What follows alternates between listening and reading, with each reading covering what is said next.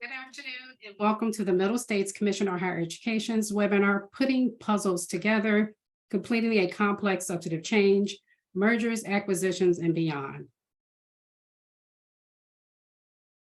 We would like to remind everyone that this presentation remains the property of the Middle States Commission on Higher Education, and the reproduction, distribution, and transmission of the presentation in part or in whole is expressly prohibited without prior written consent from the Commission.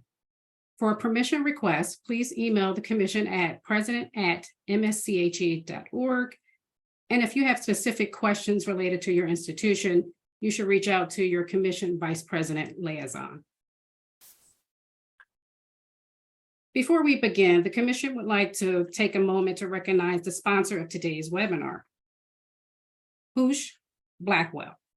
More than 300 clients turn to Hoosh Blackwell's higher education attorneys for legal guidance so they can focus on their institutional mission.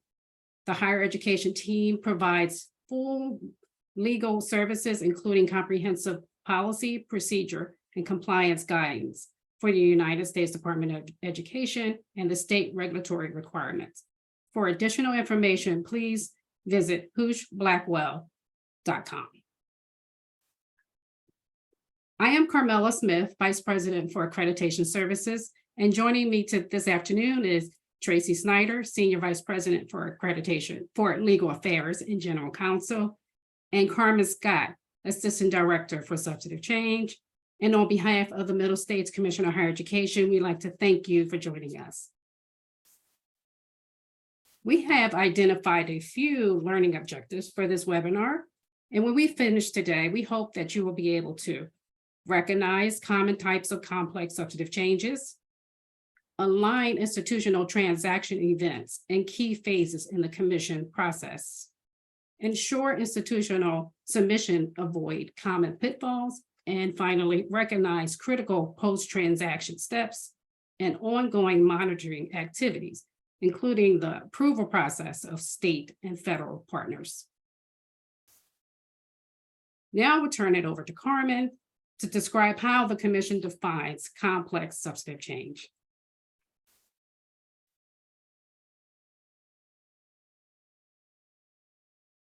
Thank you, Carmela. While substantive changes are defined by federal regulation and commission policy, there are certain types of changes that are considered more complex. These types of changes are ones that require more in-depth review or require the commission to assign or engage a peer evaluator with specialized professional expertise, for example, accounting or legal. Changes in legal status, form of control, or ownership are always considered complex. However, in addition to these, any of the types of subchange may be considered complex depending on the nature and scope of the change at the discretion of the commission staff. Examples include, but are not limited to, a change in the status of multiple locations and some institutional closures. In fact, sometimes the changes are all occurring simultaneously where there is a change of ownership for one institution and a closure for another, or an inclusion of another as an additional location.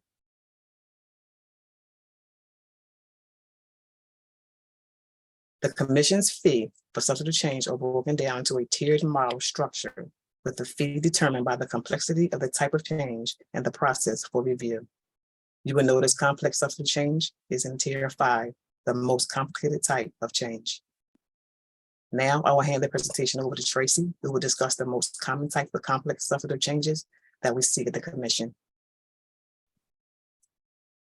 Thanks so much, Carmen. Now, you might be wondering whether the commission has a definition for each of these types of changes and transactions. And you might also be wondering what that means to your unique transaction, because every institution knows they have a particularly unique transaction and wonders how that might fit into the commission's definitions. Well, in fact, we do have definitions for each of these types of transactions. We have a wonderful document called the Substantive Change Guidelines, and the Substantive Change Guidelines, available on our website, provide definitions, examples, and helpful indicators of what your transaction might look like. Before we get into some of our more popular types of definitions and transactions, I do want to emphasize that the commission is not trying to change your transaction. What we are doing is aligning your transactions within our definitions because how it's defined has significant implications throughout your transaction. And as part of the process, the commission staff will assist you in providing guidance and information that will allow you to see where your transaction fits within the definitions, and your vice president liaison can always provide that information. And now let's talk about some of those more common types of transactions and definitions. Most of this is legal terminology, and sometimes that can be confusing, and institutions have a difficult time trying to see which definition of the commissions their transaction might fall into. We've put on the screen some of the more popular ones, and I'm going to hit on a couple of critical aspects of these types of transactions and the commission's definitions, which might help you to understand how the commission is defining these types of legal transactions. The first on the screen is an acquisition. Acquisition is a transaction where one institution takes control over another institution. This is very important because this is the one type of transaction where two institutions remain as separate legal entities following the transaction. Either of those institutions may be accredited by the commission, certainly at least one is, or the commission wouldn't be seeing the transaction.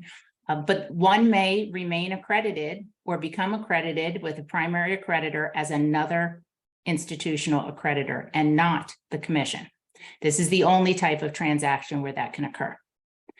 Another example of the most common type is probably the one with which people are most familiar, and this is where terminology becomes really important because partners, our federal partners, state partners might define merger a little bit differently than we do. A merger, by the commission's definition, is where two institutions come together in common ownership, but only one institution remains. That's distinguishable from the acquisition here because only one institution is remaining. There is only one legal entity that exists at the end of the transaction. For a consolidation, it's very similar to a merger. A consolidation is a type of transaction, typically one that involves the merger or coming together of multiple institutions. It doesn't have separate legal significance in legal terminology in the same way that acquisition and merger do. Consolidation is sometimes used to match the terminology of state partners. We also have what I think might be everybody's favorite category, our catch-all category. If your transaction is very unique, I talked about how institutions see their transactions unique, and they are. And if they don't fit one of the commission's other subtypes, we do have a catch-all category. It is for any change in ownership that doesn't otherwise fit one of the commission's other subtype definitions. As a reminder here, the commission will review whether this category is appropriate. So if it is marked on the form, because the institution's not sure what other category it fits in, if the commission finds that it fits into another category, we will notify the institution that it's going to be defined as a different kind of subtype. This also helps that you see, this category itself helps you see that the commission is not trying to change your unique transaction. We're just helping you navigate your transaction and align it with the commission's policy and procedures. In the preliminary review forms, the first time we ask for the institution to define the most appropriate type of transaction. It's typically based on the legal documents and the information that the institution has in hand at that time. Again, that substantive change guidelines document, I can't emphasize that enough, provides information, sample scenarios, and the commission will help the institution to verify this type of transaction. And the vice president liaison can always provide information at this stage that will help the institution identify the appropriate category. We also recognize that these terms and this terminology that I've talked about differs from agency to agency. So there might be a term that's used in a state statute or by the Department of Education, and that may mean something different to the commission. We aren't trying to catch you in a wrong definition. That's why we ask for it at the preliminary review form stage, so that we can help define the transaction early on and help the institution be able to navigate the process in accordance with the commission's definitions. We also know this isn't just about us. We understand that there are political and public relations implications to the terminology that you use and the way that the transaction is defined. The commission will honor that the best we can. Ultimately, we do need to define the transaction using our definitions. However, we can identify scenarios where if you have to use a particular definition for a particular reason, you can use that definition as long as you're using it consistently throughout the submissions to the commission. And so the commission can understand why you need to use that particular definition, and we will work with you to make that alignment. What's important for you to understand is that each one of these transactions is a legal transaction or a series of legal transactions. That's certainly not all it is to the commission, and we'll talk about the many other things that it is later on. But being aware that this starts as a legal transaction can help creating a plan, setting a schedule, and accomplishing milestones. And one of the ways we do that is through understanding the different agreements or legal documents. So each type of transaction is going to have a different set of legal agreements or legal documents. What you see on the screen is a screenshot of, and it might be my favorite document, the substantive change guidelines. Each type of transaction is identified with the typical legal documents that we see.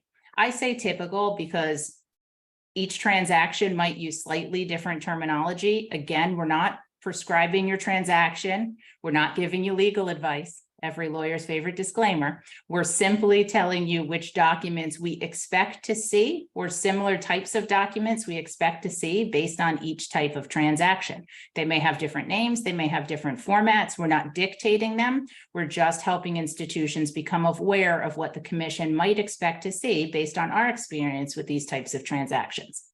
So if we take a quick example and you look at the table for the acquisition, you see that typical legal documents include organizational charts, perhaps an asset purchase agreement, or something called a partnership agreement. An acquisition might require amended articles of incorporation or a certificate of incorporation, possibly amended bylaws if the governance structure is going to change. It may not. And if the governance structure doesn't change, depending on your type of transaction, these documents may not need to be amended. And that's part of the agreement between the institutions, but these are some of the things that we do expect to see at each stage. Another example that's on the screen is a merger. Merger might have similar types of documents, certainly an organizational chart, but the agreement might be called a merger agreement, and there might be related service agreements between the institutions. So now I'm going to turn it back to Carmela to discuss some of the specifics of the commission's process. Carmela? Now let's talk about the process. The next few slides will illustrate the phase in rough timelines. We are going to discuss each of these stages throughout the webinar. The few highlights here.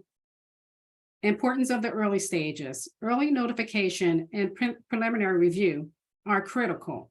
The earlier you can tell us, the better we can help guide you through the process. We have protections in place to help maintain confidentiality at this stage. And overall, the commission's process can take 1 year from the submission of the substantive change request form and the continuation of the critical phases post-transaction. Let's talk about each stage in more detail. And to begin this discussion, I will turn it back over to Tracy. Thanks, Carmela. So for each of these slides, we're trying to give you a picture of what's happening with the institution at the time and what's happening with the commission at this particular time in the complex substantive change process. And it is all part of our process.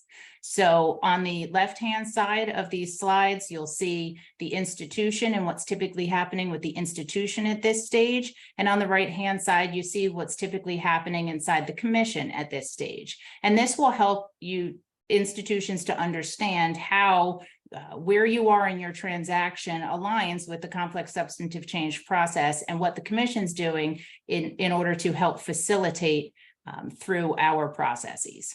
So at the early notification stage, the institution should really be identifying and notifying the commission through the vice president liaison as soon as it is aware of a potential institutional change that might meet the definition.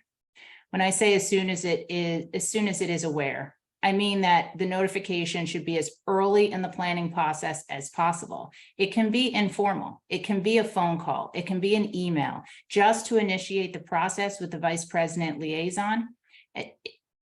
Institutions often feel, well, it's too early to be able to share that information right now.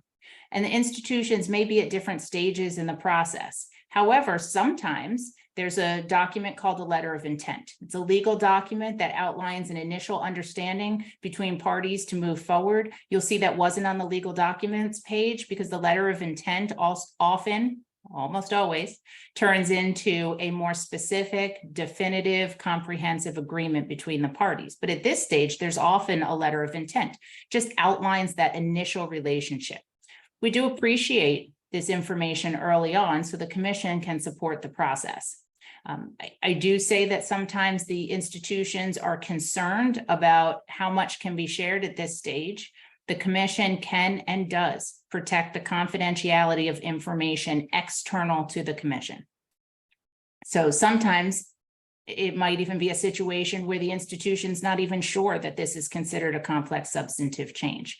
And the vice president liaison, and that's on the commission side at this stage, can provide preliminary advice to the institution about how this transaction might align within the commission's definitions, policies, and procedures. So those early conversations are really vital and critical to the successful navigation of this process, including, in addition to being part of our policies and procedures. At this stage, the commission is also going to provide, through its vice president liaison, relevant policies, procedures, the guidelines, my favorite document, and the link to the complex substantive change preliminary review form, which will be, in just a moment, the next stage in the process that we talk about. So I can't emphasize enough that the institution should be establishing good communication with the vice president, notifying them along the way of revisions, amendments, things that are causing the transaction to change and morph into maybe a different type of transaction. We should be aware of those things so we can help guide and navigate the institution through the process. And obviously, please let the vice president liaison know if an expected arrangement falls through, as often can happen at those stages, changes directions, or the institution decides not to continue. And now let's talk about the preliminary review form. So the preliminary review stage, at this stage, the institution knows the transaction is moving forward. So at the first stage, there was maybe a letter of intent. Here, we're getting to the signed agreements, such as definitive agreements and some of the legal documents that we talked about earlier. In addition, and this is my favorite part, like I have a favorite document, this is my favorite part, the institution should be able to visually depict the post-transaction governance structure. So how does an institution know that it's hit, I'm ready for the preliminary review form? First, your vice president liaison is going to help you with that. But also at this stage, you should be able to say, okay, after this transaction goes through, this is what the governance structure and the legal structure and ownership is going to look like post-transaction. That's how you know you're ready for the preliminary review. What does the commission do when it receives the preliminary review form? Certainly we process the form, but also we begin our staff review process. And a lot of people wonder what happens during the staff review. This is where the vice president liaison and a legal and policy units review the preliminary review form and the legal documents that are associated with the transaction so that we collectively can understand the potential change, identify potential problems or issues early on. We can highlight those for the institution to let you know, make you aware, here's what we're seeing with the transaction that may be an issue. That's not a legal issue. That's an issue with the commission's definitions and policies and procedures. The best part of the preliminary review form, at least I think it's the best part. I have a lot of favorites, as you can tell. We provide written feedback and guidance. So this is a stage where from the vice president liaison and the legal and policy units, we provide a summary directly to the institution that explains how the commission is viewing this transaction and identifies those critical areas which may be a potential issue. We identify whether or not a teach out is required. These are very critical things that we provide as early as the preliminary review form. The Vice President Liaison also establishes a preliminary timeline that can help the institution understand the next stages of the transaction, how long they'll take, and how long the commission's review will take. And those things will all be aligned up against the commission's meetings and its multi-level review process, which we will talk about shortly. But first, we'll talk about the actual complex substantive change submission. This is the comprehensive submission of the complex substantive change request form. At this stage, the institution should have incorporated all of the feedback provided by the commission in the preliminary review form. So we have given you that feedback.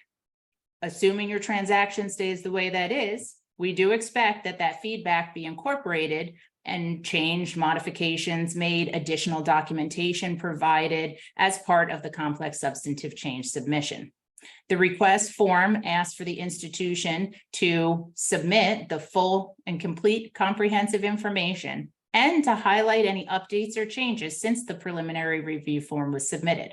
If you can describe those changes clearly, draw direct parallels to the information previously submitted, it does help facilitate the review process through the multi-level decision-making process. Now, I did mention that one of my favorite parts was the diagram of changes for the governance structure.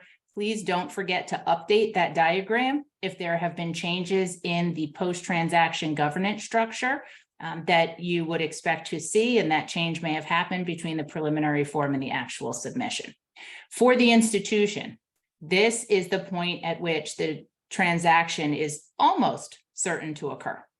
So I always say almost, because we do know that sometimes these transactions don't occur as expected. But at this point, you can be reasonably certain the transaction is going to move forward. That's when the shift moves from understanding the commission's definitions and the legal review of those transactional documents, and the focus really has to be on compliance. The request form requires the institution to provide much more detail at this stage about its continued compliance with all of the commission standards for accreditation and requirements for affiliation. This is where the institution gets to address questions about the transition and the alignment of educational programming, assessment practices, student support services, plans for faculty and staff, policies and procedures, finances, and the final governance structure, which will be reviewed again and should be consistent and in alignment with the way the legal documents appear. This is also the stage where we talk in more detail about approvals. We have to be prepared to provide all required approvals and outline which approvals are needed. If an institution is suggesting that an approval is not required from a particular state or federal partner, the commission only accepts one of two things: a statutory reference or regulatory reference that clearly demonstrates that it does not fall, the transaction does not fall into that particular required approval, or a letter from the entity or agency from whom you're saying that the approval is not needed. So that's written documentation, either in the form of a statutory and regulatory reference or a written letter from the agency for whom you're saying approval is not required. You need not provide a detailed analysis from your lawyer. Statutory reference would be fine, and we can certainly review and look up that statutory reference, but it does need to clearly indicate that approval would not be required. If an institution is going to cease to exist legally as part of the transaction, that institution also has to submit a teach-out plan. Those teach-out plans they are required for regulatory requirements, but they are for the benefit of students, and they help in situations where perhaps the transaction falls through, and we still need to have that teach-out agreement because perhaps the institution can't continue without that transaction. Documents provide guidance for submission of the teach out plan, and those can all be found on the commission's policies webpage and also provided to you by the vice president liaison. The institution must use the teach out plans and agreements form and submit that to the commission with the complex substantive change submission.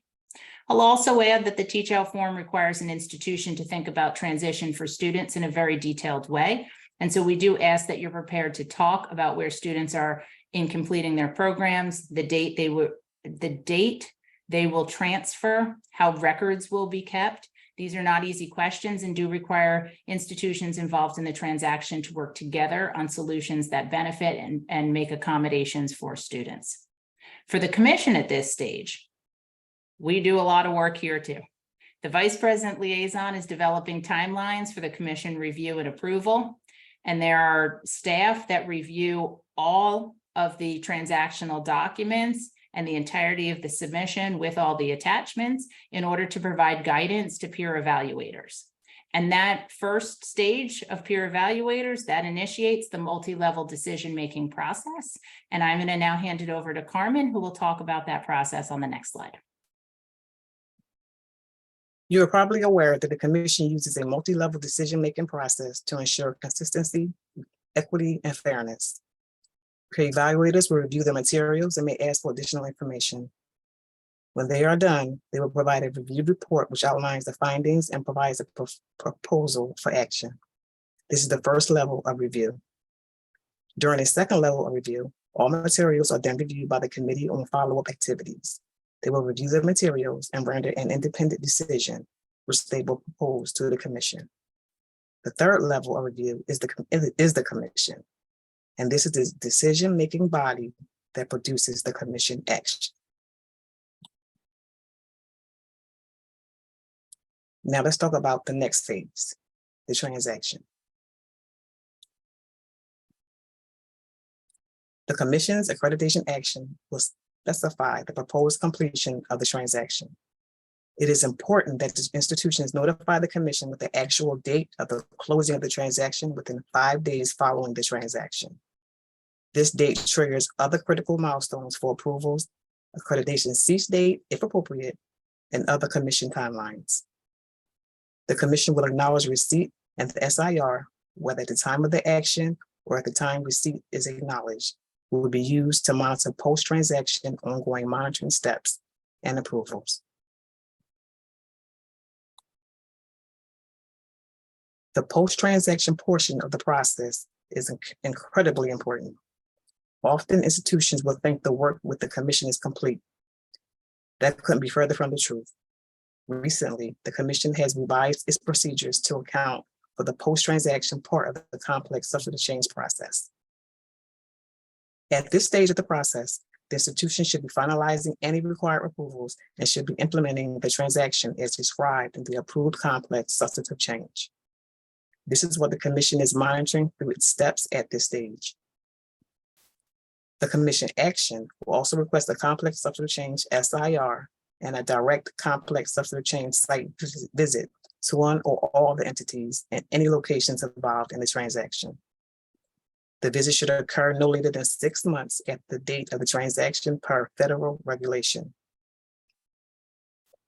The commission will also continue its monitoring via review of the supplemental information report. That report should outline the steps of implementation and should address the status of any outstanding approvals. The commission staff will engage in internal meetings across units and with the institution to continue to verify the surviving institution's scope of accreditation, help to identify how the surviving institution will manage future accreditation activities, and to support the institution through questions about dues, fees, completion of the AIU as examples. Commission staff will also continue ongoing communications with authorized representatives from the institution to explain any required subsequent activities and fees. Obviously, approvals are critical post-transaction. I will now hand the presentation back to Tracy to discuss some critical aspects about those approvals. Thanks, Carmen. At this point in the process, At the commission, we refer back to section C of the complex substantive change submission, and we do expect to receive documentation of all of those listed required approvals. On the next two slides, we separated the approvals by state and federal approvals. Of course, please be reminded that there are other approvals, like other accreditors. We recognize we're not the only ones. There are some aspects of state and federal approvals, however, that we wanted to highlight. For state approvals, here we're looking for the institution to follow up with any state system approval, approval of a state licensing authority, and approval of the state attorney general, if applicable. We take the approvals from the ones that the institution noted in the complex substantive change form and throughout the process. During that time, if the institution indicated the approval was not needed from a particular entity, remember that we already reviewed that documentation and we would have reviewed it as part of the process. So here the commission is simply expecting that the institution follow up and follow through with all of those approvals. As a reminder, commission policy and procedures require that this be done within 1 year following the date of the transaction. For federal approvals, certainly those are also required, and those are, we are certainly all well aware that the United States Department of Education must approve your transaction if you participate in Title IV. The department recently issued guidance, which indicates they are no longer doing a pre-acquisition review, but do still continue the comprehensive review. You'll see that there's a link on the slides. When you receive those slides, you'll have a link to that guidance if you haven't already seen it. Many have, and we have at the commission seen some transactions go through that process. I want to be incredibly clear that we are not the department, and we are not discussing the specifics of the department's approval process. We are simply identifying aspects of the process that impact the commission's procedures. The department's procedures apply to situations where two institutions are merging. It's that definition of merger that we talked about before, and I said we come back to it. Here for the department, one institution is becoming an additional location of the other institution and ceasing to exist as its own legal entity. In these situations, the department has indicated they undertake a two-step process. First, a change in ownership application, and second, a merger application. Here's where it overlaps with the commission. Neither application will be processed until after the commission's approval. That's what the department has indicated, and that's the process that they followed. So you need to see that approval first. That doesn't mean that you're not communicating with the department well before the commission's approval and has shown us documentation accordingly. But this means that there is a relevant impact on how you implement the process following the commission's approval. And it certainly has an impact on post-transaction milestones as you navigate the department's process alongside the commission's post-transaction process. For one, the department requires the institution becoming an additional location and ceasing to exist must maintain accreditation until the two-step process is complete. That means the department's process will have an impact, likely, on the date in which an institution's accreditation may cease with the commission as a result of the transaction. The commission has adjusted for this and has revised the complex substantive change procedures effective July 1st, 2023, to allow an institution to maintain accreditation for up to 1 year following the transaction. It was previously 1 semester. Other federal approvals may be necessary for certain types of transactions. For example, in a conversion from a for-profit to a nonprofit, the IRS must also approve the institution's 501c3 status. We know that this is a lot to consider, and now we have some tips for successful completion of a complex substantive change process, and Carmela is going to start us off with some of those tips.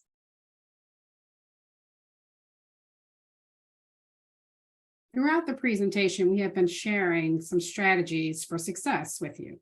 However, we want to take some time to highlight these important tips.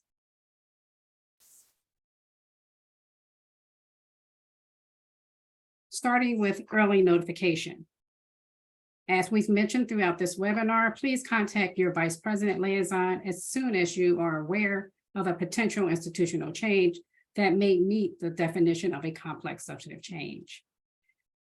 We also recommend that you maintain regular communication with your vice president liaison and notify them along the way with revisions and amendments. It is important that you accurately and consistently describe the proposed transaction throughout all documents and be transparent. If different terminology is needed for a particular reason, please explain the reasoning for the change. It is critical for your institution to understand key milestones and how those can trigger the next parts of the process. So we have asked throughout the presentation, we have asked you to consider the alignment of the transactional process with the commission's process for critical reasons. Those key milestones do trigger the next phases for the commission as well. We do ask you to communicate. It's very helpful. In fact, necessary to communicate with all other approving agencies early and often, not just the commission, but it is essential to outline those communications for us in each submission and to provide documentation to the commission of those communications, as well as copies of the communications and documentation that were submitted to other state and federal partners. We do look for the alignment, and it is essential that the commission, the information the commission receives aligns with the information received by state and federal partners. If it doesn't, it will significantly delay the process, if not cause more significant issues throughout the process. There are also some typical areas of concern, and I'm going to cover those on each of the next two slides. I'll make a note about each of those, but there's some concerns that we see that we think we can provide some information that will help with the strategies for success. First, governance, leadership, and administration. Carmela, if you could advance it to the next slide for me. Thank you so much. One area where we've seen significant challenges is in the area of governance, leadership, and administration. That's probably not surprising given that these transactions are changes in ownership, legal status, and control. That is going to be the hardest section to complete.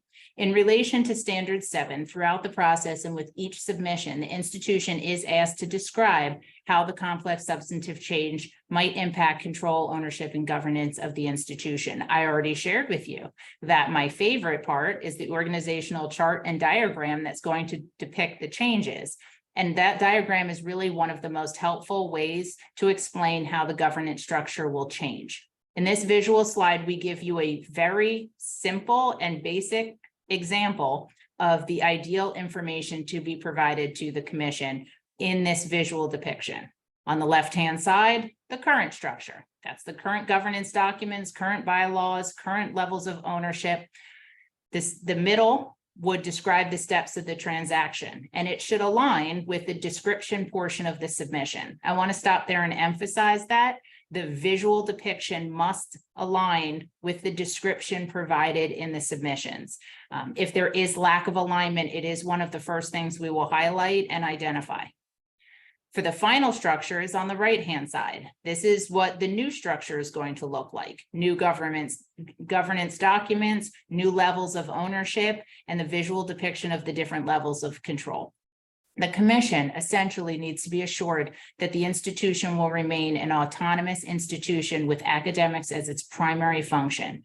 And this is all monitored at every stage of the multi-level decision-making process and post-transaction. We do verify that the changes in the governance structure are as they were described to the commission at the post-transaction stages. And the last item on the next slide is related to governance as well, but it's important to identify all of the parties in the narrative and the visual involved in the transaction. How are the parties structured as organizational entities? What is their type of ownership? And what is their accreditation status like, and who accredits them? In some cases, member institutions have a related entity, and that could be any entity that is legally distinct from the institution, but has a relationship, connection, or some type of interdependency with the institution. The commission does define related entity broadly. Examples do include a parent organization, a system, an individual owner, but related entities do not include alumni associations, fundraising associations, or teaching hospitals. If you have questions about whether an entity is a related entity, Vice President Liaison can absolutely assist with that determination and helping to navigate that policy alongside of your transaction. And now I'm going to turn it back to Carmela to discuss resources available to your institution and to start us off on answering some of your questions. Carmela? To conclude, the Commission's website provides a wealth of information and has been referenced here. It is important to repeat that the MSCHE Vice President Liaison serves as a tremendous resource to the institution, and you can find your MSCHE Vice President Liaison on your institution in the institution directory on our website. Please do not hesitate to email the Commission staff if you have any questions, and we've provided some important email addresses here for you. December 4th through the 6th, and that's in Philadelphia at the Downtown Marriott. If you have not registered for this event, you can do so on our website. It's going to be a great 3 days filled with impactful speakers, education, and networking. And as we close, we would like to thank again our sponsor, and that's Husch Blackwell, for supporting today's webinar. If you want to receive information on Husch Blackwell, please scan the QR code on your screen and complete the form that opens. We would also like to thank Husch Blackwell for the time and sponsorship of the 2023 annual conference. Thank you. And we appreciate your time and interest in our webinar.